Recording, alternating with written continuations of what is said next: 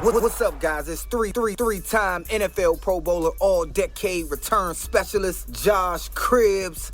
I want to welcome you to the Mac Sports Connection podcast, where Alex hosts all things Mac, all things football, all things sports, right here, Mac Sports Connection, baby. The Mid-American Conference best, bringing it only the greats, Mac, to everyone.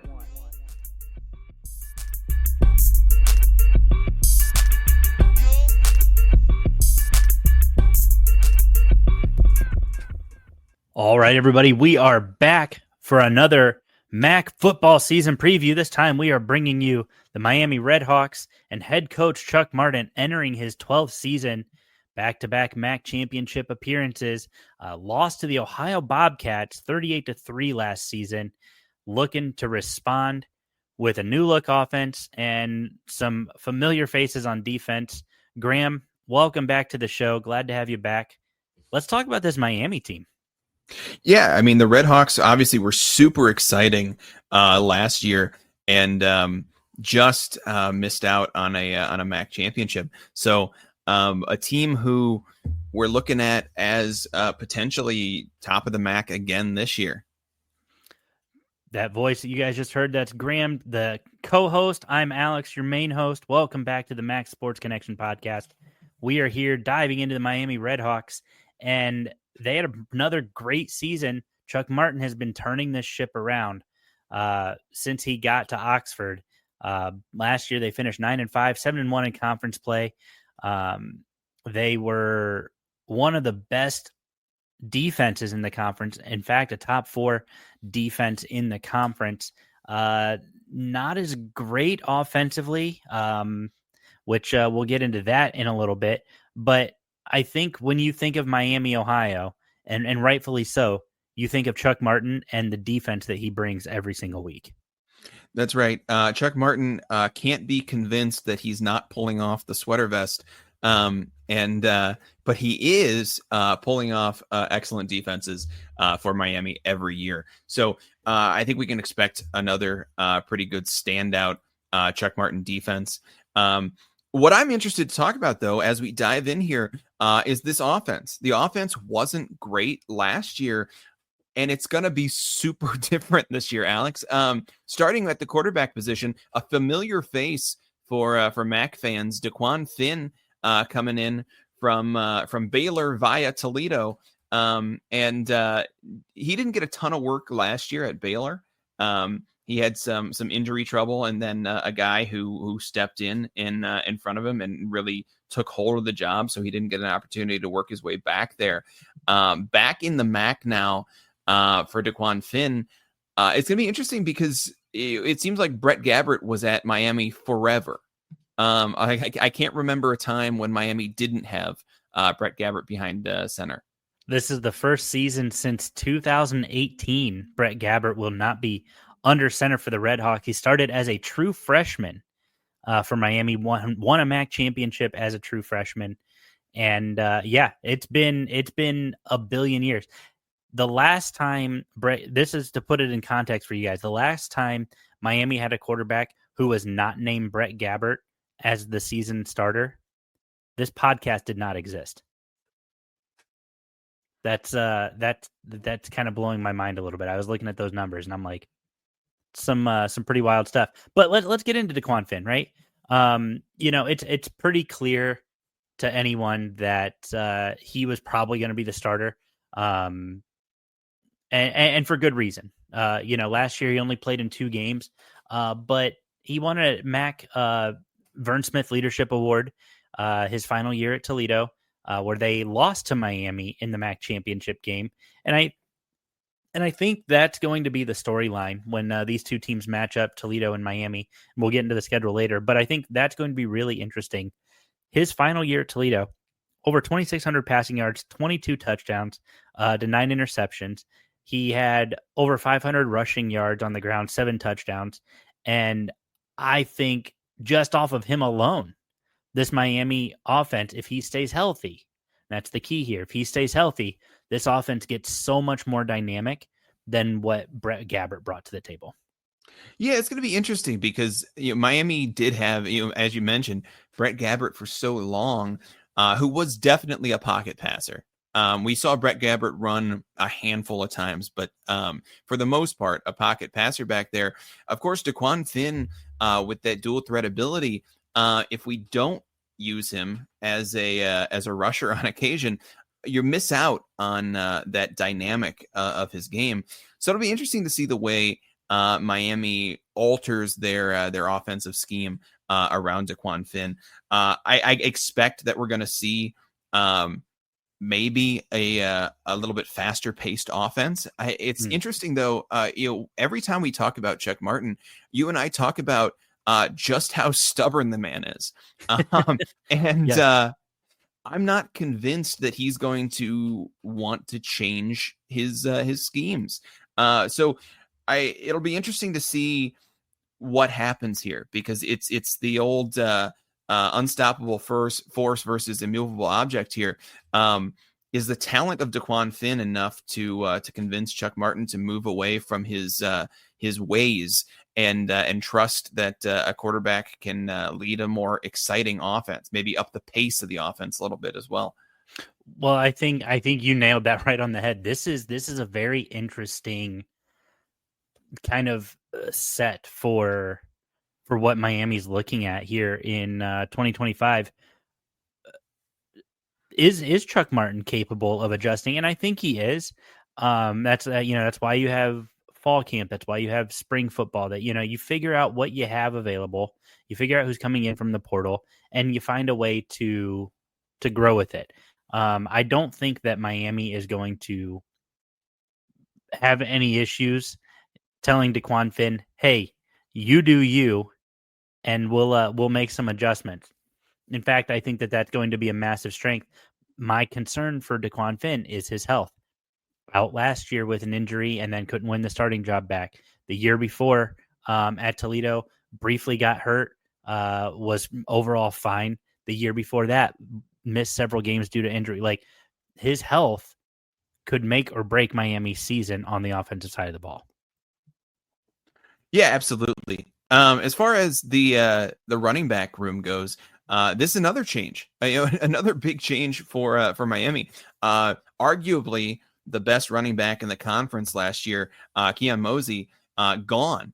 And with that departure, we're going to be talking about some guys in Jordan Brunson and Kenny Tracy, who were both here last year.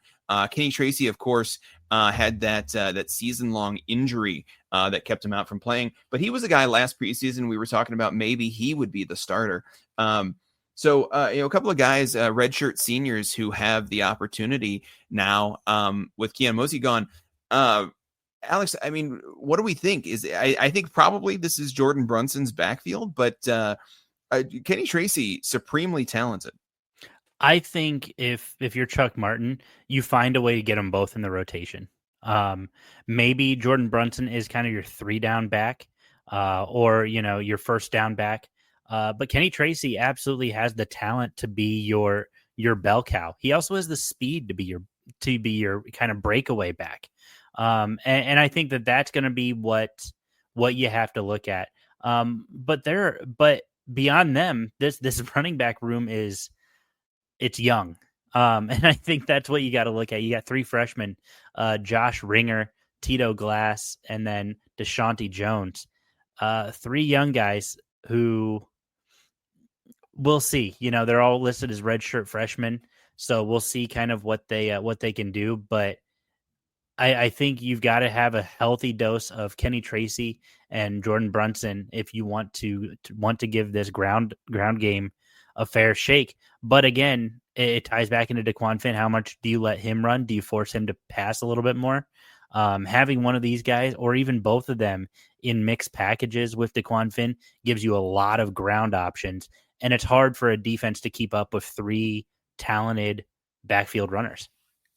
That's right. I think the rushing game for Miami is loaded between DeQuan Finn, Jordan Brunson, and Kenny Tracy.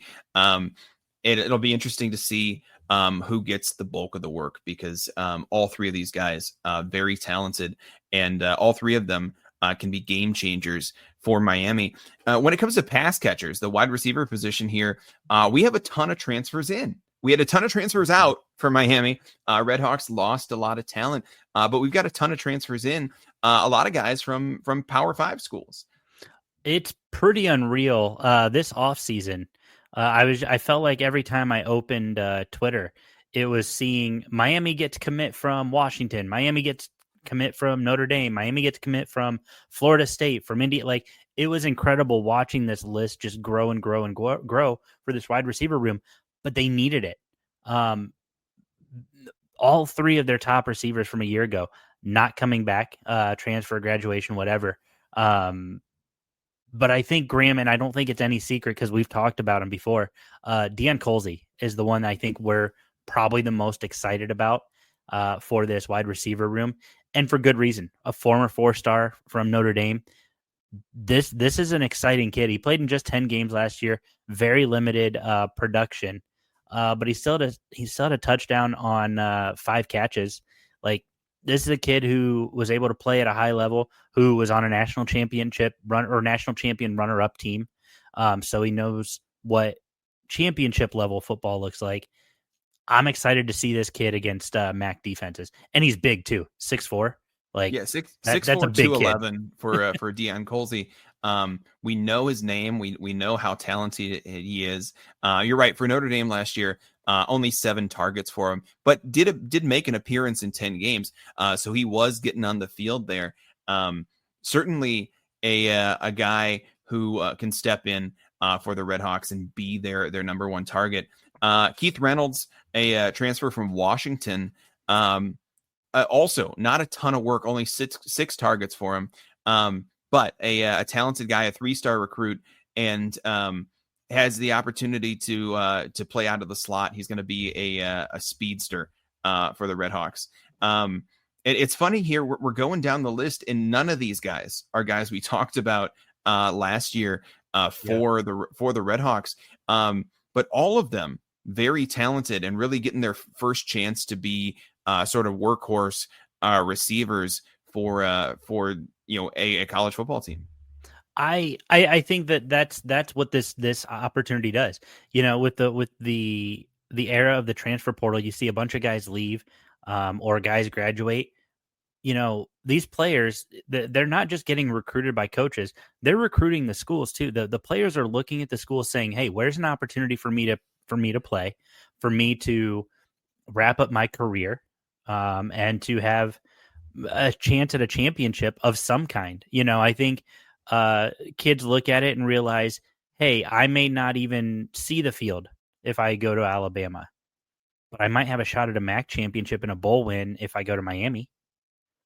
And I know that they say championships don't matter to some people, but guys who are probably not NFL prospects, winning a championship in their lifetime means everything. And I think that carries a little bit of weight. And I'm not saying Deion Colzie isn't a potential NFL draft prospect. Cordell Russell, who is out for the year from Colorado, he looks to be hurt. I'm not saying he's not a draft like, there are guys who have potential NFL talent. We see it out of the MAC all the time. But these guys have not won championships. In fact, I'm going down this list right now, looking at where these kids transferred in from. None of them have won a championship. Some of them might have played in a championship. Washington was in the national championship 2 years ago. TCU was in the championship a couple years ago. Georgia was just in a championship. Like, these are guys who may have been around that and in that environment, didn't see the field, didn't play. So now you got a chance to go and make a name for yourself in a different conference, a different league. And I think for some of these guys, that's a special opportunity. Yeah, we certainly saw for Miami, Gage Larvadan take advantage of that, and then use that stage at Miami to transfer over to South Carolina, and eventually end up with the Browns in the offseason this year. So these guys are going to be looking to follow a similar path. where they get to be electric standouts in the MAC, and maybe get some looks either from a bigger conference or from potentially the NFL. So yeah, I think this wide receiver room is talented, and the question is, how do they fit into this new Miami offense, which we just talked about? We have no idea. We don't know what the offense is going to look like. As far as tight ends go, who do you like at tight end? That's a great question. Put them on a board, and I'll throw a dart and see which one lands. Miami lost 3 of their guys who saw real game action. They all graduated. So you're turning to freshman Eric Carner, sophomore Grant Leaper, freshman Brody Cozen, senior, a redshirt senior Brian Shane, who had 3 games, just 1 target for 1 catch. And then you've got 2 incoming freshmen, Trey Zvoner and Braden Boeing. This is a young room. I think there's talent here. Eric Carner was at Texas A&M, former 4-star. I think plenty of talent here, but no experience. There's no the only one with game experience for Miami, or looking at it for anybody really at all, is Brian Shane. Just kind of a quick look. I think perhaps Grant Leaper had a little bit of time at Iowa, but again, very limited.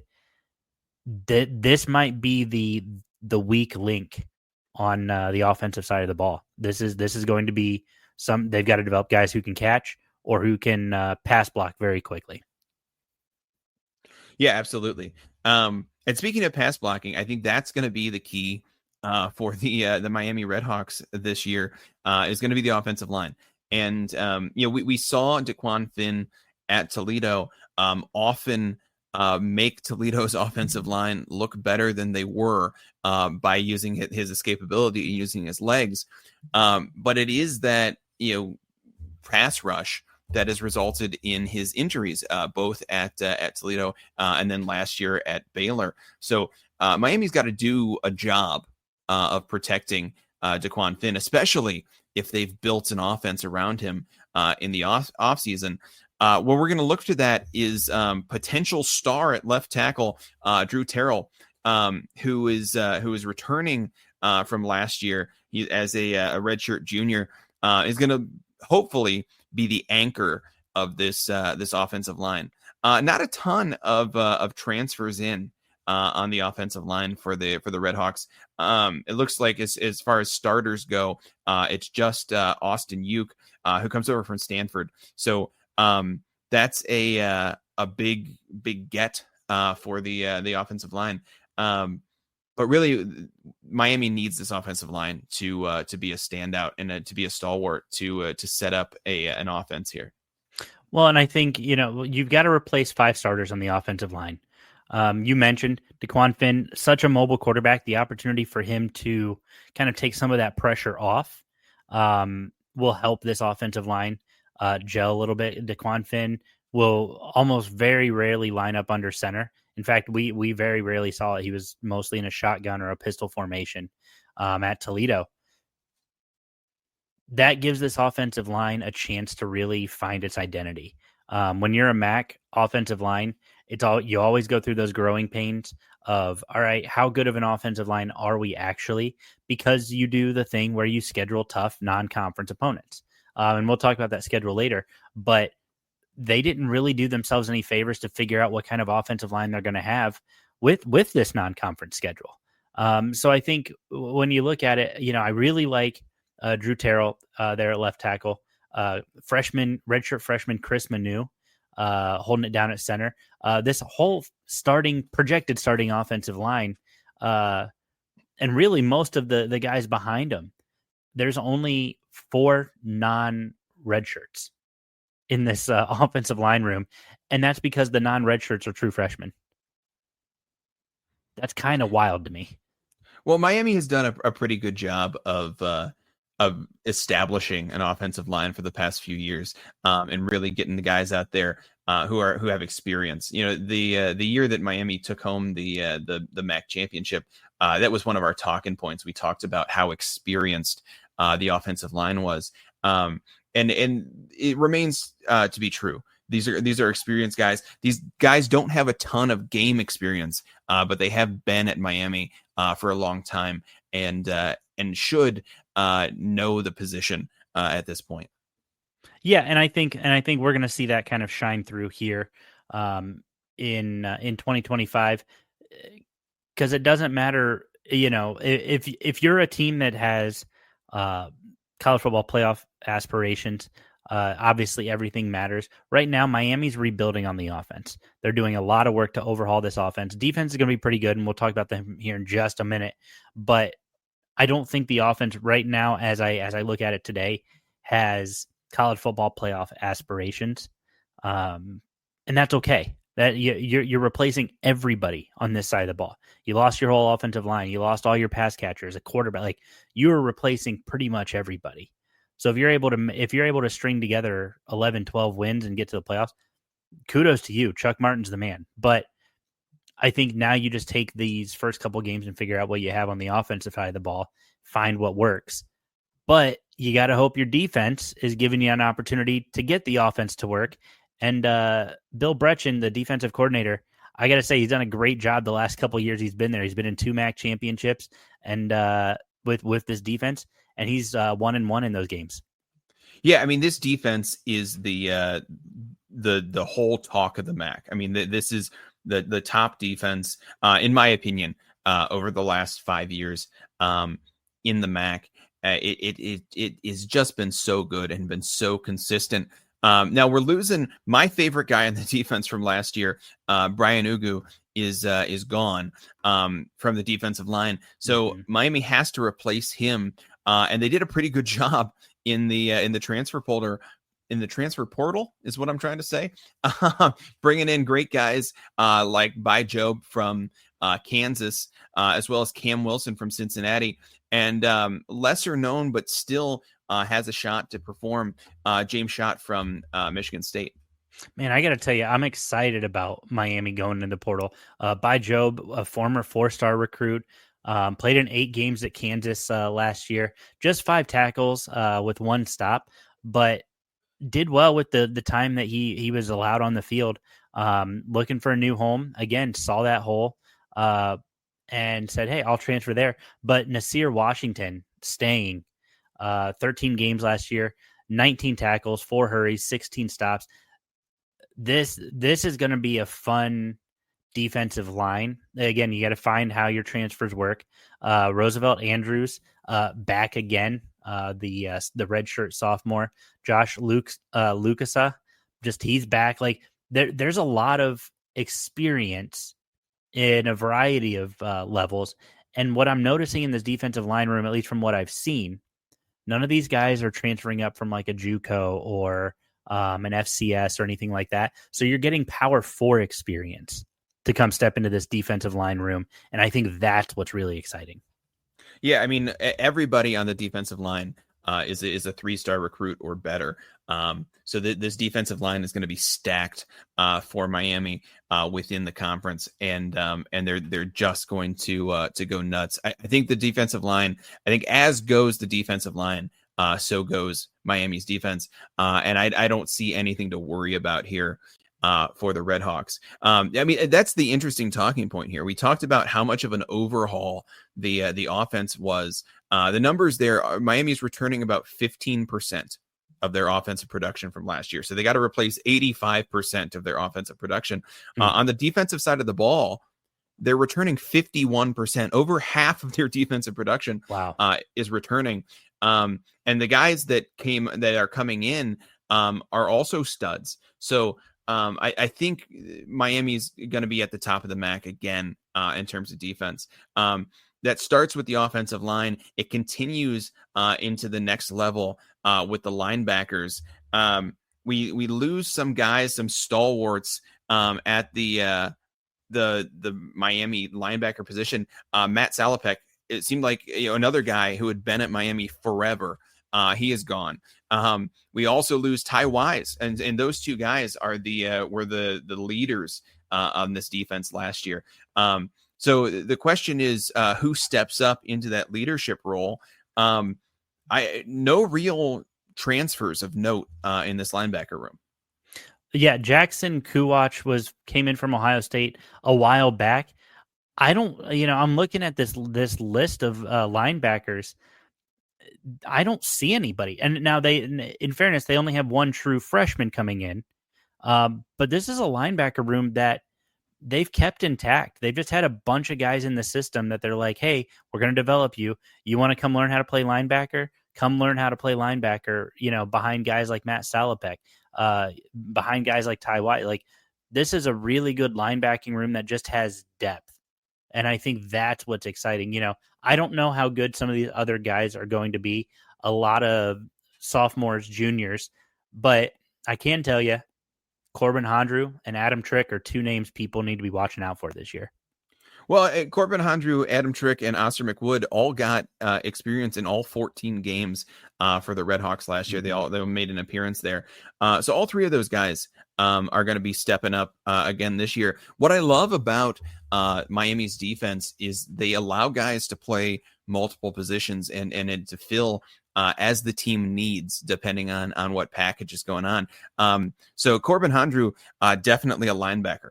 He played linebacker last year, but other guys, Adam Trick, sometimes an up linebacker, sometimes a down lineman, always rushing the quarterback, got 4 sacks last year. And then Oscar McWood, sometimes a linebacker, sometimes a defensive back, great in pass coverage. And it's that type of versatility that makes the linebackers for this RedHawks defense so dangerous. Yeah, and I think when you watch what they do, this is Chuck Martin and his staff have done a great job of creating really good disguised defenses to keep offenses off rhythm, to keep them kind of second guessing. Now it'll be interesting to see just how much Adam Trick gets to play as a down lineman, or vice versa, Oscar McWood to play as an up linebacker. I'm very interested to see how those guys will interchange on that side of the ball. But there's some talent in this room up until really 2 or 3 players, one of them being a true freshman. Everybody got experience last year playing. Like, this is going to be a team that may not have the same impact with a Matt Salopek, but they're going to have some key movement on that side of the ball. And then we finally get to the safeties, corners, defensive backs. And again, another area that we lose guys like Silas Walters, we don't lose him. He does return. Eli Blakely and Silas Walters are back. They return. I was getting tongue-tied there. That's both those guys coming back. And providing a ton of veteran leadership at the safety position. Who we do lose is Rayon Strader. Yes. And that's the guy we talked about last year, cornerback for Miami, a ton of production, the Matt Salopek of Miami's secondary, and losing him is a big loss. But when we return the second and third corners in Luke Evans and Michael Yarborough, it's not so big a loss. All 4 guys, all 4 of these starters, in the secondary are guys who have experience, not just in college football, but specifically in this RedHawks defense. Despite the loss of a handful of really big standouts for the RedHawks, this defense is going to look very much the same as it did last year, which means very good. Yes, yes, this defense is going to be may lose a little bit of a step, won't be as overall dynamic, but you're still getting a bunch of talent. And the one transfer that they had in this year, Coy Beasley, a redshirt freshman from Purdue, a 4-star. He played in a couple games last year. That he just adds to what this defensive back room is going to be able to do. So I'm really excited to see where they go with this. Silas Walters and Eli Blakey, I'm really pumped for these guys to have a really incredible senior year. Yeah, I mean, it holds true. Every team in the MAC wants to talk about how they don't rebuild, they reload. But when it comes to the Miami RedHawks, especially on the defensive side of the ball, it is 100% true. Despite the loss of big playmakers like Brian Ugu on the line, like Ty Wise and Matt Salopek for the linebackers, like Rayon Strader for the secondary, I have no doubt that this is going to be an excellent defense. It'll be interesting to see who steps up and who's the real stars of this defense going forward. Moving into our special teams, that they're pretty special. The Miami's done a really nice job of putting up award finalists, especially at the kicking position. We saw Miami win a Lou Groza award just a couple years ago. And who had my favorite first name in history. Graham Nicholson did a great job kicking for Miami. There was that controversy in the preseason last year as Chuck Martin came out saying Alabama stole our kicker. And so there was a little bit of controversy there. But Dom Jobin has been great for Miami. Really one of the standout kickers in the MAC. Only missed a single PAT last year, was 26 for 30 on field goals, including one of over 50 yards. And the guy is someone that Chuck Martin trusts implicitly. You can't reload from a guy like Graham Nicholson. But Dom Jobin is he does a great job. Well, you saw he was named a finalist or a preseason kind of watch list for the Groza Award. So Miami again cranking out Lou Groza level talent. There's something in the water in Oxford, but I think Dom's going to do an excellent job this year. They do lose Alec Bevelheimer, and that's okay.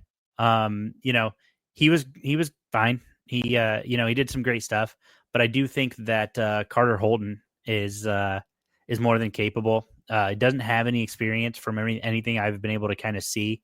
He is a red shirt. And then kind of returning the kicks and the punts. Cade McDonald was the man. And I don't think you could really say how much of a loss that is, both offensively, but also on this side of the ball and the special teams. But I think we've got some options here. Keith Reynolds, last year he had 14 kick returns for 21 yards with a 50-yarder. Lionel Williams, another redshirt sophomore, he had one kickoff return. And then Kenny Tracy, he's had kickoff returns. We know that he's capable. So I don't think that there's much to worry about returning the kicks and punts either. Yeah, I mean it'll be a test here. This is a Miami team who, like you talked about, a lot of these MAC teams test a lot of guys in terms of who can return the ball. It looks like Keith Reynolds is going to be the guy who gets the first opportunity just because of his experience at Washington. He's had a few returns there, but it's going to be whoever does the best job. Keith Reynolds, certainly a talented guy, but we know Kenny Tracy, also very talented, very shifty, and maybe an opportunity to get him some work that he doesn't see as the rushing game moves more towards Daquan Finn. Yeah, I'm very excited to see what happens with Miami this year. Good opportunity to get some wins, and we'll talk about those wins. Make sure you guys have downloaded, before the season starts, the Varsity app by Lairfield, where you can listen to hundreds of your favorite college football, college sports podcasts, including the Mac Sports Connection, Group of Five Guys podcast, and Sickos Committee podcast. Many more to join that elite list of podcasters. You can also listen to all your favorite calls from your favorite voices of insert mascot here, all across the Mac, Big Ten, SEC, and more. Download that app today. It's free to download in the Apple App Store, Google Play Store, and you can listen to the calls and really the podcast, whatever you want that bring your conferences and teams to life. Download that app today for free.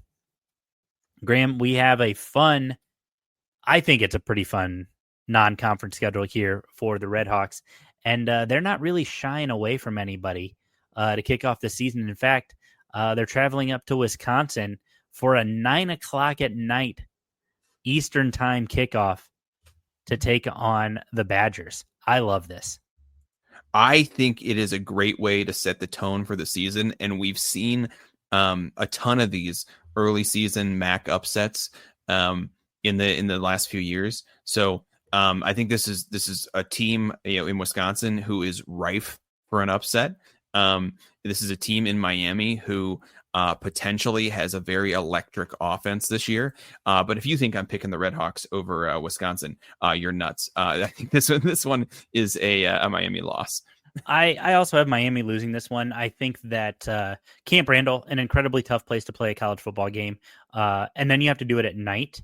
That's a recipe for disaster. That place gets loud, it gets hopping.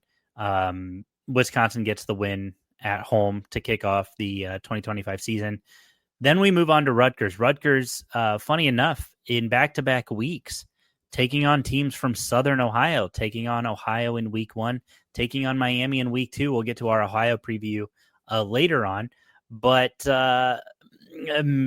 could be a little bit different story with Rutgers. I think that Rutgers could be a little bit easier of a challenge for Miami. Yeah, Rutgers certainly more susceptible than Wisconsin at night. That being said, I have Rutgers winning this one. Miami, I wouldn't be surprised if they did numbers against Rutgers, but I wouldn't say high on Rutgers this year, but I think Rutgers is going to be better this year than they were last year. Interesting, we could kind of do a transitive battle of the bricks with these early Rutgers games against Ohio and Miami, and just not play that game later in the season, right? I don't know how many fans would like that, Graham, but you can definitely pitch the idea. Moving on, we've got a date with UNLV, September 20th in Oxford. Something I've noticed, it's a trend in college football. It's tough to do a cross-country trip and win a football game as the visitor. And for that reason and that reason alone, I'm giving Miami the home win. Wow. UNLV, very talented. One of those teams that we talk about has the opportunity to be the Group of 5 representative in the playoff. So, and certainly Miami is also one of those teams. I love this matchup. I think it's a great matchup for the conference because it shows the way the MAC matches up against the best of these other Group of 5, Group of 6 conferences. So, I love this game. It is at Miami, and I think it's time for Chuck Martin's defense to step up. I'm with you. This is a RedHawks win. Wow. Love that. Love that. The UNLV fans listening right now, not so happy, but that's okay. We're not here for you. We're here for the MAC. Moving on, we've got a game against Lindenwood. Lindenwood is newer to the FCS ranks, from what I understand, and they are out of Missouri. Not much to say on this one. RedHawks win. Yeah, that's all the analysis you need. The following week at Northern Illinois, the last chance for Miami to take down the Huskies before they bail on the conference. For this one, for me, it comes down to the fact that it's at Northern Illinois. Miami is good. Northern Illinois is good. Miami is going to drop this one. It's a Northern Illinois win. Yeah, I'm thinking Northern Illinois, they're going to be on their right out of the conference, giving the peace sign to every opponent they can, and Miami's no exception. If this was in Oxford, I think I probably lean Miami, but with it being at NIU, that's a tough draw for the RedHawks. But in back-to-back weeks, following the Northern Illinois game, they pick up a win at Akron, according to us from a couple weeks ago, and then a win at home versus Eastern Michigan. So they're starting off conference play 2-1, and then they welcome Western Michigan on October 25th. Who do you like in this one, Graham? I like Miami. I love Miami at home. I think the RedHawks have some of the best fans in the MAC, and I think this is a great game. I think the Broncos are especially susceptible this year. And I just think Miami is a more talented team. I'm with you on that one. I'm giving Miami the home win, again, assuming everything goes as planned. And then we get the Battle of the Bricks. Now, this one carries a little bit more weight than it has in year past. Last year was the first time we saw the Battle of the Bricks played twice, once in the regular season, once in the postseason. The teams went 1-1, but the team who won it most recently in the MAC championship won it in pretty dominating fashion, 38-3, the Ohio Bobcats. Does Miami get it done at Peden Stadium? The Bobcats have lost one game at Peden since 2022 when they renamed the field Frank Solich Field. That's a great stat. I love that stat. This is going to be, if not the most interesting game, the most consequential game in MAC play this year. It's certainly one of them. Certainly top 5 here. It's a rivalry game. I think both of these teams are going to be right at the top of the conference again. It's kind of getting towards the late season there. What an exciting game. I have this as a Miami win. Wow. I love that pick. The same as the Northern Illinois thing. I'm giving deference to the home team. I think the Bobcats defend the Frank as they've been able to do so well over the last couple of years. And I like Ohio to pick up that win. And then that brings us to the Toledo game. The Toledo game that has a million storylines already. Teams hadn't played each other in 12 years, played each other twice 2 years ago. Toledo won last year in the regular season. Now you're in Oxford, and Miami has Toledo's former starting quarterback. What a great storyline. Yeah, I mean, I think this game is another really exciting game on the Miami schedule. Miami really backloading the schedule in terms of where the exciting games are. I do think Toledo is a more talented team than Miami is this year. And a lot of this comes down to, for me, the fact that Miami is going to have to completely revamp their offense this year. I think this is a Toledo win. I'm right there with you. I think Toledo has all the tools to be probably the most complete team in the Mid-American Conference this year. So I'm giving Toledo the win on the road there for midweek action. We wrap up the season. We both have Miami getting a win at Buffalo, and then a win at home against Ball State to wrap up the regular season. Graham, looking at your win-loss record, you've got an 8-4 Miami. I've got a 7-5 Miami, but yours looks like a 6-2 conference play. Miami could make a MAC championship appearance. Yeah, I mean, certainly possible. I know we do this every year, but towards the end of the year, when you get to November, I am positive that this year, like the past 2 years, we're going to be having to do some MSC scenarios to determine who's going to win the conference, because the MAC is nuts. I'd have to say that's one of my favorite things that we do is creating all the most ridiculous scenarios possible to remind schools like Kent State you're still in it. And it's fun, and it makes it fun. It keeps people engaged. And I always love it when somebody says, "Hey, I thought about this scenario," and we have an answer for it. It's great. It's probably my favorite thing that we do come November. But guys, that's going to do it for us. We have our RedHawks preview down. We just have a few more previews left. Northern Illinois, Ohio, Toledo, and Western Michigan coming up. So if you guys have listened this far, thank you so much. We appreciate the love and support. Please hit like, subscribe, and share. Get the podcast out to your fellow MAC brethren, your fellow Miami RedHawk alum. Let them know, hey, we got some guys talking about the RedHawks. Go listen to them.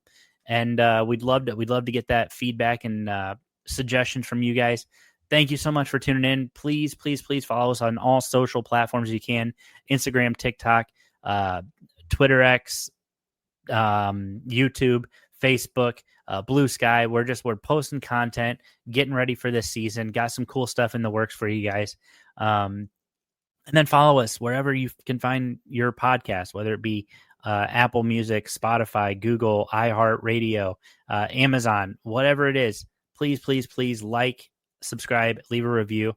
Thank you for tuning in this week, and we will see you guys as we talk about the other side of the Battle of the Bricks, the Ohio Bobcats.